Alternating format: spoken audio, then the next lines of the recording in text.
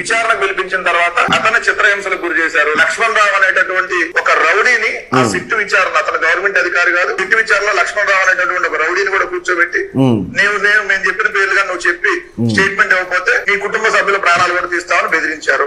ఈడు ఇన్ని చెప్తున్నాడే, చనిపోయినటువంటి సతీష్ కుమార్ ఏమన్నా ఈడికి చెప్పినాడా? ఆఫీసర్ ఏమన్నా ఏ విధంగా చెప్తాడు? ఈడు వాస్తవాలు తెలుసుకోకుండా ఆ ట్రైన్ లో ఈయన పోయినాడు, అక్కడ ఎక్కినాడు, ఇక్కడ దిగినాడు, పోలీసు వాళ్ళు ఎక్కువ వేధించినారు, ఆ రెండోసారి విచారణకు పోతే వాళ్ళ పేర్లు చెప్పాలని చెప్తున్నారు. నీకు ఎవడు చెప్పినాడు? రాహులే ఎవడు చెప్పినోడు పేర్లు చెప్పు, నాకు పలానోడు చెప్పినాడు, నేను టీవీ డిబేట్ లో కూర్చొని మాట్లాడుతున్నా అని చెప్పే దమ్ముడాదంటే అది లేదు. పోలీసులు ఎందుకున్నారంగా? పోలీసులు విచారణ చేయకుండా నువ్వెవడు హౌలే గారి చెప్పేదానికి? పోలీసు విచారణలో ప్రతి ఒక్కటి కూడా బయటకు వచ్చాయి. మరి కర్నూలు సంఘటన విషయం కూడా అది. కర్నూలు సంఘటన విషయంలో పోలీసులు వెలికి తీశారు కదా, ఏంది వాస్తవాలు, ఏంది కథ అని చెప్పి రాష్ట్రంలో ఉండేటువంటి ప్రజానికానికి వివరాలు తెలియజేసినారు కదా, ఏ విధంగా జరిగిందని చెప్పి. మరి పోలీసులు ఉండగా నువ్వెవడు హౌలే గాడి చెప్పేదానికి?